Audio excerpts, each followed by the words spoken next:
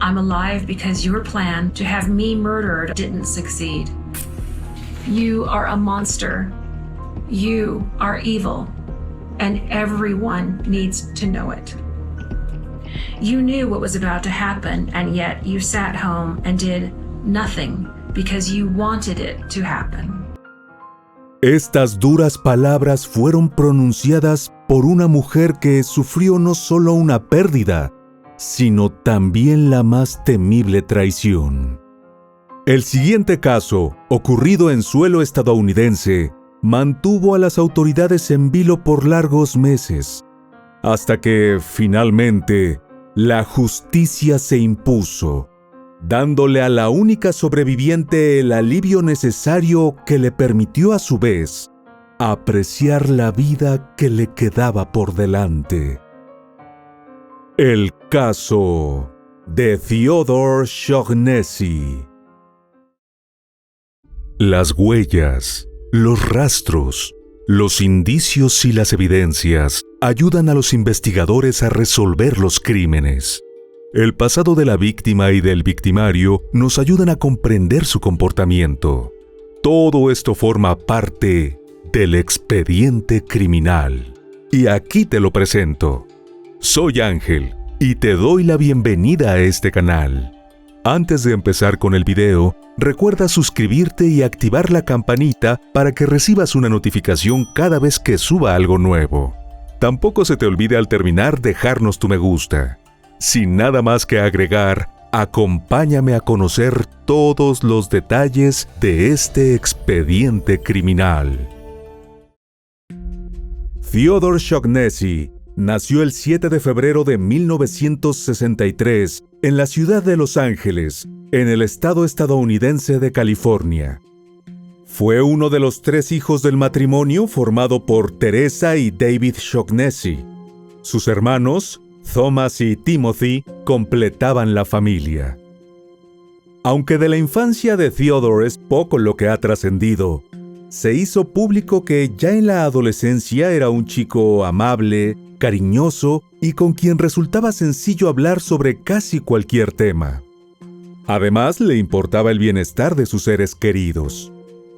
Después de culminar la secundaria, influenciado por el próspero negocio de las gemas y la joyería en la región californiana, Theodore se inscribió en los programas de formación especializada dictados por la Sociedad Estadounidense de Gemas, obteniendo más tarde el registro y la credencial que lo acreditaban como joyero de dicha organización. A mediados de la década de los 80 del siglo pasado, durante un viaje a la ciudad de Phoenix, Theodore conoció en una sala de juegos a una joven llamada Cory Lee Garman. Nacida en 1966, en la pequeña ciudad de Wickenburg, en Arizona, la temprana afición de Cory por la pintura la llevó a cursar la carrera de Bellas Artes, dedicándose casi exclusivamente a pintar los paisajes desérticos que la rodeaban y que tanto le apasionaban. Tras la charla inicial, Theodore descubrió que ambos compartían el interés por el diseño y la creación de joyas únicas. El romance avanzó velozmente y en breve, él se mudó a Arizona para estar cerca de ella.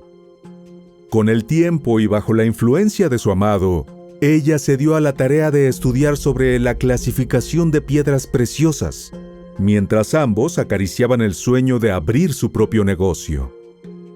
A la espera de que el plan llegara a concretarse, él trabajó en casas de empeño locales, y una vez que Cory obtuvo su título, ella también se le unió. Posteriormente, en 1988, la pareja contrajo matrimonio. Un par de años más tarde, considerando que habían acumulado una buena suma de destrezas y una invaluable experiencia, se mudaron a la ciudad de Austin, Texas, con el objetivo de materializar su plan. En 1995, el feliz matrimonio por fin inauguró su propia joyería. De ahí en más, la dedicación y pasión de Theodore se hizo palpable. ya fuese durante sus recorridos en busca de piedras preciosas o ayudando a sus clientes en la noble tarea de dar con piezas especiales. Esa vocación de servicio se evidenciaba en la paciencia y el esmero con los cuales el hombre trataba a cualquiera que ingresara a su local. De tal modo, en breve, el establecimiento se ganó un gran renombre en la zona, convirtiendo a su dueño en una figura querida, especialmente gracias a sus cualidades humanas, ya que al margen de su buen talante en el negocio, Theodore era generoso y desprendido.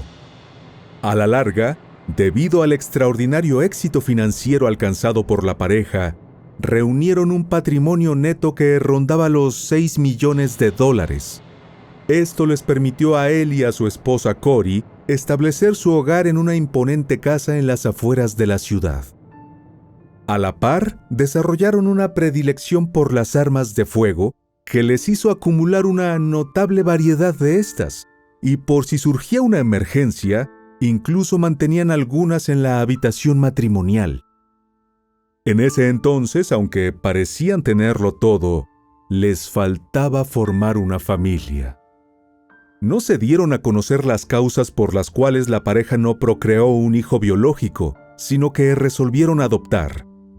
Así, una vez realizados los trámites necesarios, a principios del 2000, recibieron la feliz noticia de que había un niño aguardando por ellos en Ucrania. Aquel viaje para conocer a la criatura fue un momento de inmensa ansiedad, pero apenas vieron al pequeño, la paz invadió a Theodore y a Cory. Su nombre era Nicolás y tenía 16 meses. It was just instant love. Cerca de 2 años después, finalmente el matrimonio y su hijo aterrizaron en Austin, Texas, Estados Unidos. Convertirse en padres había valido la espera en oro. A su corta edad, Nicolás era inteligente y curioso, siempre dispuesto a aprender de todo lo que le rodeaba. Y al igual que sus padres, le fascinaban los animales, de modo que adoptaron 2 perros.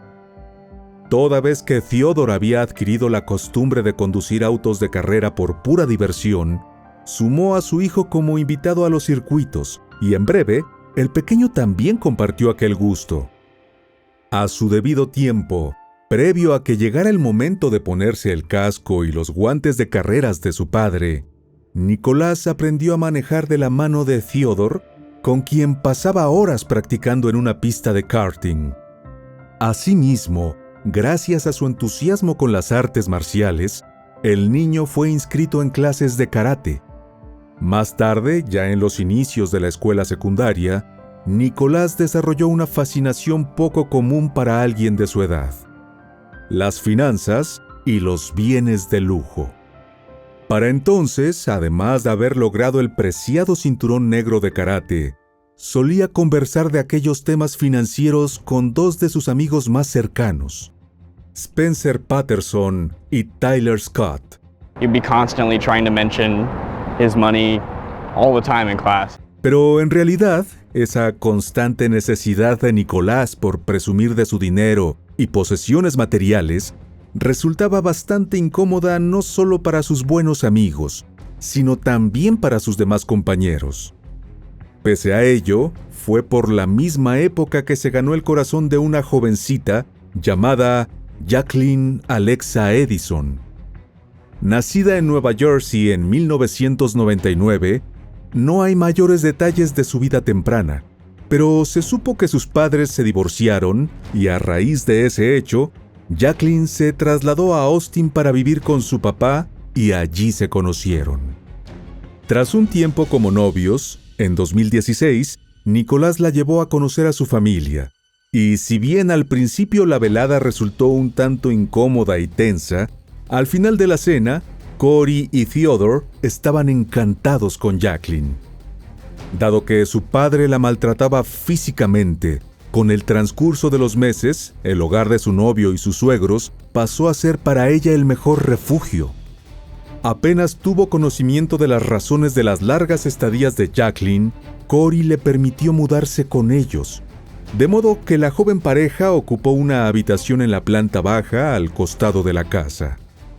Amorosa y maternal, Cory procuró cuidarla, en la medida de lo posible, y en ocasión del cumpleaños número 19 de la jovencita, siguiendo el gusto familiar por las piedras preciosas, le obsequió un hermoso colgante de diamantes. Entretanto, ya cerca de finalizar la secundaria, Nicolás no había desistido de su afán por el dinero que pretendía conseguir a toda costa. Así, incluso publicó un artículo detallado en el periódico escolar, exponiendo un plan para enriquecerse trabajando desde casa en el mercado bursátil. En julio de 2017, ya culminados los estudios secundarios, su madre aceptó darle un préstamo por $30,000 para iniciar su propio negocio. Un mes después, Nicolás y su novia se mudaron juntos a un complejo de departamentos en la ciudad de College Station, a unas 2 horas al este de Austin. Luego, acudiendo a los favores de Spencer, su amigo de la secundaria que se había certificado como ministro de una iglesia, los jovencitos se casaron en secreto. Jacqueline se dedicó a la universidad, mientras, desde casa, Nicolás trabajaba como corredor de bolsa. A medida que ampliaban su círculo social, él no perdía la oportunidad de jactarse ante cualquiera acerca de sus supuestos prósperos negocios. No obstante, lo cierto era que las cosas no le estaban yendo bien, y de hecho, estaba perdiendo dinero. Fue entonces cuando le pidió prestados $2,600 a una de sus vecinas, asegurándole que le pagaría con las ganancias de sus inversiones. En simultáneo, Nicolás se vio obligado a solicitar otros préstamos que rápidamente iban venciendo hasta que, a principios de 2018, su situación financiera se hallaba en un punto crítico. Cuando Jacqueline tuvo conocimiento de lo que estaba ocurriendo, ambos se enfrascaron en una discusión, y mientras contemplaban opciones para revertir aquel panorama, de pronto se vieron bromeando con heredar la fortuna de Theodore y Cory. Después de todo, si ellos desaparecieran, Nicolás se convertiría en el natural heredero de una cuantiosa indemnización de $2 millones por la póliza de seguro, más los 6 millones adicionales correspondientes al negocio y la propiedad. Unos días más tarde, la inocente broma se fue transformando en un proyecto real, hasta que incluso acordaron contratar a alguien que se encargara de eliminar a Theodore y Cory. La primera persona a la que Nicolás recurrió para llevar a cabo semejante tarea fue su amigo Spencer, pero aunque le ofreció $50,000, él se negó categóricamente. El fracaso no fue suficiente para que los ambiciosos esposos dieran su brazo a torcer. Por el contrario, a mediados de febrero de 2018, y mediante las redes sociales, Nicolás contactó a una mujer que trabajaba en el complejo donde residía y le ofreció ganar dinero extra. Cuando ella quiso saber de qué se trataba, él le propuso que les quitara la vida a 2 personas a cambio de $20,000 por cada víctima. La mujer en cuestión nunca más le respondió, y al igual que ocurrió con la vecina que le dio el préstamo, su identidad ha permanecido en reserva por motivos de seguridad.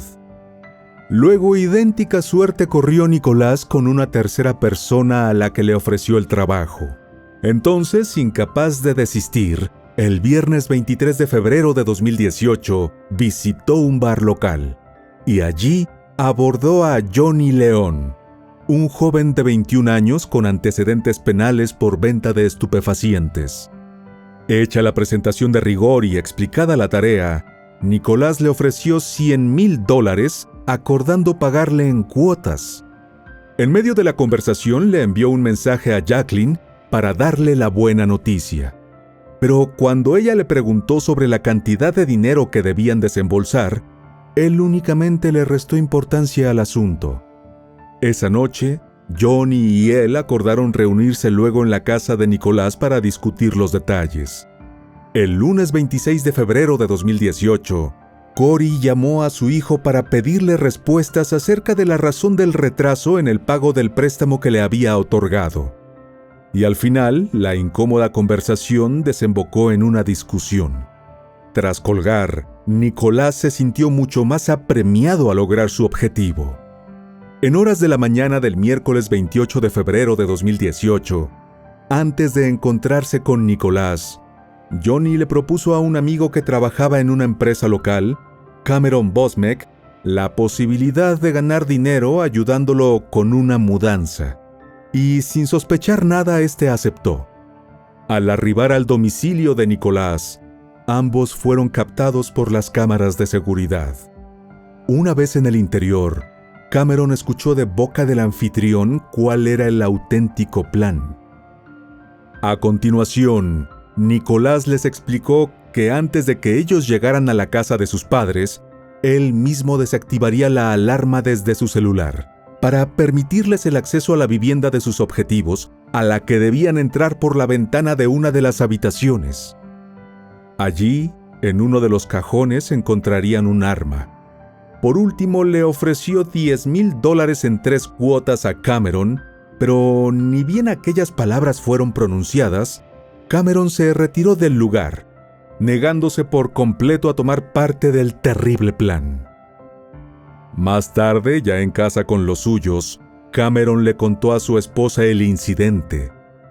Entretanto, a solas con Johnny, Nicolás se ofreció a acompañarlo en la cruzada, y esa misma noche condujeron hasta Austin. Sin embargo, varias horas después, Nicolás se dio cuenta de que era incapaz de seguir adelante con su plan, tras lo cual emprendieron el regreso a College Station. Al día siguiente, Johnny le presentó a un joven de 23 años que respondía al nombre de Arion Smith, y quien recientemente había sido puesto en libertad, tras cumplir una condena por delitos relacionados con el tráfico de narcóticos. Pero más allá de sus antecedentes delictivos, lo importante era que Arion estaba dispuesto a sumarse al proyecto, de modo que Nicolás de nuevo delineó los detalles de la operación y acordaron como fecha el 2 de marzo de 2018. El jueves 1 de marzo, Theodore y Cory cumplieron su jornada laboral habitual en la joyería. Por la noche, después de cenar, se fueron a dormir. A la par, tras intercambiar numerosos mensajes sobre la labor que les esperaba, Johnny y Arion se encontraron y condujeron en dirección a Austin. Alrededor de las 4:30 de la madrugada, una vez que fueron desactivadas las alarmas de manera remota por Nicolás, el dúo de mercenarios ingresó a la residencia. Y allí, obedeciendo las órdenes de Nicolás, Arion tomó posesión del arma previamente indicada. Sin embargo, los ladridos de los perros alertados por los movimientos de los invasores de la propiedad despertaron a Theodore y a Cory. El hombre, aún aletargado por el sueño, tomó un arma y se encaminó a la cocina.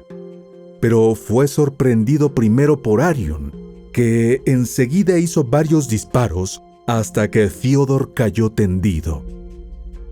En la confusión, uno de los dos agresores derribó también a uno de los perros de la familia.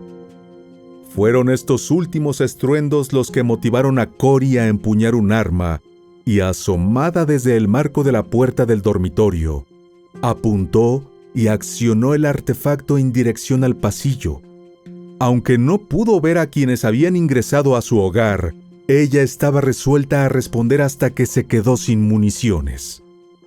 Y aunque no hirió a los intrusos, fue esa acción la que los motivó a abandonar la escena a las corridas. Mientras, ella se refugió en un armario, y desde ahí se comunicó con los servicios de emergencia. Faltaban cerca de 15 minutos para las 5 de la madrugada cuando la policía respondió. Pero dado que inicialmente fueron a una dirección errada, les tomó más tiempo del previsto llegar a la verdadera escena del crimen. A lo largo de esos angustiantes minutos que le parecieron eternos, Cory se mantuvo en línea con la operadora del 911.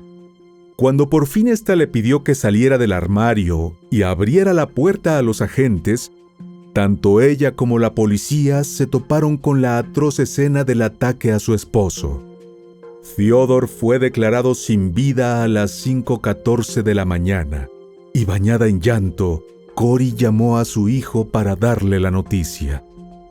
Mientras Nicolás y su esposa emprendieron el viaje a Austin, el médico forense del condado de Travis determinó que la víctima pereció a causa de múltiples heridas de bala. A la par, los detectives Paul Salo y James Moore iniciaron la investigación de rigor. It looked as though there was a home invasion and a homeowner was killed. En ese sentido, lo que más les impactó fue la numerosa cantidad de proyectiles, ya fuese esparcidos por el suelo o alojados en las paredes. We had .40 caliber and .380. So that told us that we had two shooters. Luego los detectives pudieron determinar con precisión el ataque sufrido por la víctima. He was shot in the head, the back, the thigh, and the buttocks. Asimismo, considerando que solo una ventana lateral estaba entreabierta, presumieron que los intrusos habrían aprovechado esa vía de acceso para ingresar. Somebody took the screen off, set it next to the window outside. Toda vez que Cory les informó que dicha ventana daba acceso a la antigua habitación de su hijo, los detectives procedieron a inspeccionar el dormitorio y en una cómoda encontraron la caja vacía de un arma calibre 40. De inmediato, ambos oficiales se preguntaron si aquella arma faltante habría sido la utilizada por los atacantes. Por lo demás, de acuerdo a la propia Cory, nada más faltaba en la casa. Y en cuanto a los rostros de los sujetos en cuestión, ella no había podido verlos. Sin embargo, sospechaba que estaban al tanto del rubro al que se dedicaban ella y su marido. Being a jeweler, you might someday be a target. Alrededor de las 8 de la mañana, cuando Nicolás y Jacqueline llegaron a Austin, los detectives notaron en el hijo de la víctima una llamativa despreocupación. Las alarmas, no obstante, se encendieron luego, una vez que sin siquiera estar al tanto de los detalles de lo sucedido, el propio Nicolás fue a revisar la ventana de su antiguo dormitorio. Unos minutos después, tanto él como su madre y su esposa fueron a la estación de policía para responder las preguntas de los agentes. Fue entonces cuando Nicolás relató cómo se enteró de lo ocurrido. Sure, put your mom on the phone, and then your mom told you what happened? Yeah. She's like, somebody came in the house. There was an exchange of gunfire. I believe she fired a shot, and then she ran to the closet. Tras informar que no había estado en la ciudad durante aproximadamente un mes, Nicolás entregó su teléfono celular. Y durante la revisión del aparato, los agentes encontraron una aplicación que le daba acceso remoto al sistema de alarma de la casa familiar. Cuando le preguntaron sobre ese hecho, Cory les explicó a los investigadores que, en efecto, el acceso a las alarmas era compartido por todos en la familia, pero casualmente esa noche no lo habían activado. Sin embargo, visto el historial del sistema, llamó la atención de los agentes que se hubiese desactivado justo a la misma hora en que los intrusos irrumpieron.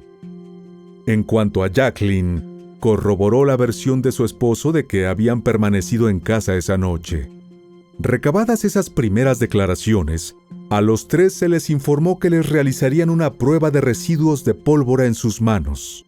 De pronto, los nervios de Jacqueline fueron evidentes, generando dudas en el equipo investigador. That was a major red flag for me. We knew there was something more to this at that point. Mientras, en la escena del crimen, la recolección de pruebas continuaba, y en vista de la complejidad del caso, se solicitó la asistencia de la fiscal de distrito, Amy Meredith.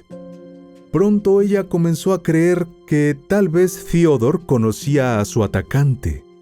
This was not a stranger. This was not a stranger killing. Y luego, al no dar con huella alguna perteneciente a los miembros de la familia, las sospechas se ciñeron en torno a Cory. She's the only person in the house, and we have her husband who has been shot to death. We know that she owns firearms, so it's obviously an option for us. Para colmo, cuando Cory declaró que no habría funeral y preguntó si podrían limpiar cuanto antes su casa, aquella idea solo cobró más fuerza. En paralelo, a la espera de que se esclareciera el caso, la mujer procedió a cerrar la joyería e incineró los restos de su esposo. Ese mismo día, mientras su madre se esforzaba por procesar el duelo de la mejor manera posible, aunque lo cierto era que lo estaba llevando bastante mal y llena de preguntas sin respuesta, Nicolás intercambió mensajes de texto con Spencer. Le preguntó si quería ver fotos de la escena del crimen, al tiempo que se jactó de que los investigadores le devolvieron su teléfono, clara señal, a su juicio, de que ya no era una persona de interés en el caso. Una vez que Cory fue citada de nuevo a declarar, los agentes fueron tan inquisitivos que ella experimentó la terrible sensación de haber dejado de ser tratada como una víctima. Sin embargo, para entonces no era la única en la mira de la ley. Su hijo no había sido descartado del todo como sospechoso. De modo que el 5 de marzo de 2018, agentes de la policía se dieron a la tarea de entrevistar a los vecinos de su edificio. Fue así como dieron con la empleada a la que Nicolás le había escrito por redes sociales, y ella, a su vez, contó los detalles de su singular propuesta. Unos días después, armados con una orden de registro, los agentes revisaron el domicilio de Nicolás y Jacqueline y encontraron municiones que coincidían con las halladas en el cuerpo de la víctima. Además, se halló el certificado de matrimonio de Nicolás y Jacqueline firmado por Spencer, revelando así el secreto de su unión. Por último, se incautó una computadora. Ni bien tuvo conocimiento del matrimonio secreto de su hijo, Cory no supo qué pensar, y apenas tuvo oportunidad, le reprochó al chico que no hubiera hecho las cosas de la manera adecuada, asegurándole que no era necesario esconderlo y que de haberlo sabido, ella misma se habría encargado de organizar una boda apropiada. A raíz de ello, Nicolás y Jacqueline volvieron a vivir a la casa familiar. Porque si bien sobre él pesaban serias sospechas, a la fecha, su madre no dudaba de su inocencia. Así, decidida a respaldarlo, el 10 de marzo de 2018, Cory contrató los servicios de los abogados Perry Minton y Rick Flores, y por si fuera poco, le cedió a Nicolás las riendas de la joyería. A lo largo de ese mes y el siguiente, el hallazgo de pruebas en contra de ese hijo al que le dieron todo se sucedió con vertiginosa rapidez. Primero, los registros telefónicos mostraron que, pese a su declaración inicial, Nicolás había estado en la ciudad 2 días antes del incidente donde su padre perdió la vida. Luego surgieron los mensajes de texto más que comprometedores intercambiados con Jacqueline. En mayo de 2018, tras dar con el paradero de Spencer, los detectives James y Paul lo entrevistaron en la comisaría y, sin demasiada presión, él mismo reveló cuál era la cifra que su amigo esperaba heredar, eliminando del camino a sus padres. Además, les mostró los mensajes que respaldaban sus afirmaciones, lo que le ganó quedar libre de sospechas. Poco antes de finalizar ese mes, Nicolás y Jacqueline quedaron bajo arresto, acusados del cargo de solicitud criminal para cometer asesinato capital. A él le fue fijada una fianza de $3 millones y a ella de $1 millón. Ante las declaraciones juradas y el conjunto de la evidencia, finalmente Cory comprendió a cabalidad el drama en el que estaba sumergida. Entretanto, las autoridades esperaban que, una vez pasado un tiempo tras las rejas, los 2 sospechosos reflexionaran y dieran el nombre del autor del crimen. Pero a medida que ninguno de los 2 cedía, los oficiales se mostraron resueltos a tomar nuevas acciones. Durante la primera semana de julio de 2018, el detective James revisó los registros de las cámaras de seguridad de la casa de Nicolás y Jacqueline poniendo la lupa en concreto en los correspondientes a los días anteriores al crimen. Y, para su sorpresa, halló una imagen de Nicolás saludando a dos hombres en la puerta principal. A continuación, detalló que uno de ellos llevaba una camiseta con el logo de una empresa local. Toda vez que el detective fue al lugar, pudo conocer que se trataba de Cameron y logró obtener su dirección. Un par de horas más tarde, apenas el detective se presentó en el domicilio, la esposa de Cameron supo de inmediato el motivo de la visita. Aunque el hombre no estaba en ese momento, ella informó lo que sabía al respecto y dio el nombre de Johnny. El miércoles 11 de julio de 2018, cuando fue citado a la comisaría para dar declaraciones, Johnny no ofreció demasiada resistencia. I'm not gonna lie to you. When Shaw offers you $100K, you're gonna think about it. He's luring you into this to commit murder. Yeah. Para los detectives, resultó bastante evidente que tenían a quien buscaban. Saw you. We know you're involved in this. We know what happened. You know I'm involved. Absolutely. There's no doubt. Johnny quedó bajo arresto, acusado por asesinato capital. Posteriormente, cuando la policía encontró en su teléfono los mensajes intercambiados horas antes del crimen con Arion, supieron que no había actuado solo. Sin embargo, dar con este nuevo perpetrador no fue tarea sencilla. Hasta que, por fin, el 10 de diciembre de 2018, debió enfrentar a las autoridades. Durante el correspondiente interrogatorio, él relató los pormenores de esa noche, desmoronándose a medida que se sucedían las preguntas. You're the only person that's shown regret. I don't understand how could you kill somebody and not have any emotion about it? And you actually killed him. I was just in the situation. I'm devastated. I cannot sleep at night. Incluso dijo sentirse mal por la tragedia que sus acciones desencadenaron, una vez que reconoció haber sido el autor de la detonación que le cegó la vida a Theodore. I was questioned death penalty. I killed somebody. I deserve to die. What is that? Por último, les indicó a los agentes dónde encontrar el arma en cuestión, la misma que faltaba y que era propiedad de Nicolás. En cuanto a Jacqueline, admitió cuál había sido desde siempre la motivación de su esposo. Did Nicholas hire somebody to kill his parents? Su cooperación le ganó ser liberada con una fianza reducida. Con todos los elementos para armar un juicio, a esa altura, la fiscal pretendía buscar la pena capital para Nicolás. Pero en la primavera de 2021, la fiscal Amy dejó su trabajo en el distrito.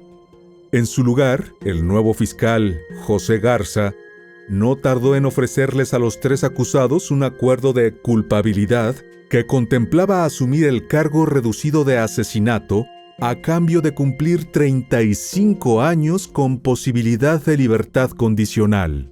Al final, los tres aceptaron. Por su parte, Jacqueline, que para el momento ya estaba divorciada, también accedió a declararse culpable de intento de solicitar asesinato capital y, por ende, esperaba recibir una condena más favorable. En una audiencia virtual celebrada el 7 de abril de 2021, la juez Brenda Kennedy sentenció a Nicholas Shaughnessy y a Arion Smith a 35 años de prisión por el crimen en contra de Theodore Shaughnessy. Una semana después, Johnny León recibió una condena idéntica por el mismo crimen. El 20 de junio de 2023, Jacqueline Edison fue condenada a 4 meses de cárcel y 10 años de libertad condicional, más 300 horas de servicio comunitario. Asimismo, se le revocó el pasaporte y se le prohibió salir del estado de Texas sin informar primero a sus agentes de libertad condicional. Además, la justicia estableció que durante cada aniversario del fallecimiento de la víctima, Jacqueline debía cumplir 2 días en prisión. Negada a asistir a la audiencia, Cory grabó un mensaje para que fuese reproducido en el tribunal al término de la sesión, como declaración de impacto de la víctima. I'm alive because your plan to have me murdered didn't succeed. You are a monster. You are evil. And everyone needs to know it. You knew what was about to happen, and yet you sat home and did nothing because you wanted it to happen. Tiempo después, cuando tuvo el valor de brindar entrevistas, Corey expresó que Nicolás y Jacqueline destruyeron una parte de su mundo, lo que poseía y de verdad le importaba.